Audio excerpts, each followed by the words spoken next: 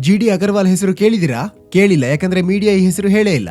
ಅವರ IIT BHU IIT ರೂರ್ಕಿಯ ಸಂಬಂಧ ವಿದೇಶದ ಒಂದು ದೊಡ್ಡ ವಿಶ್ವವಿದ್ಯಾನಿಲಯದೊಂದಿಗೆ ಸಂಬಂಧ ಹೊಂದಿದ್ರು. ಬಹುಶಃ ಅವರು ಅಲ್ಲಿಂದ PhD ಮಾಡಿರ್ಬೇಕು. ಮತ್ತೆ ಸೆಂಟ್ರಲ್ ಪೊಲ್ಯೂಷನ್ ಕಂಟ್ರೋಲ್ ಬೋರ್ಡ್ ನ ಸದಸ್ಯರಾಗಿದ್ರು. 111 ದಿನಗಳ ಉಪವಾಸ ಮಾಡಿ ಗಂಗಾ ನದಿಗೆ ತನ್ನ ಪ್ರಾಣನ ಅರ್ಪಿಸಿದ್ರು. ಭಾರತೀಯರು, ಭಾರತ ಸರ್ಕಾರ ಯಾರು ಕೇಳಿಸ್ಕೊಳ್ಳಿಲ್ಲ. ಈಗ 2018ರಲ್ಲಿ 111 ದಿನಗಳ ಕಾಲ ಅವರು ಹೇಳ್ತಾನೆ ಇದ್ರು, ನಾನು ಎಂಜಿನಿಯರ್, ಸಂಶೋಧಕ, ವಿಜ್ಞಾನಿ, ನನಗೆ ಗೊತ್ತಿದೆ, ಮತ್ತೆ ನಾನು ಸ್ವತಃ ಮಾಲಿನ್ಯ ನಿಯಂತ್ರಣದ ಸರ್ಕಾರಿ ಹುದ್ದೆಯಲ್ಲಿದ್ದೆ, ನನ್ನ ಮಾತು ಕೇಳಿ ಗಂಗಾನ ಕೊಲೆ ಮಾಡ್ತಿದ್ದೀರಾ.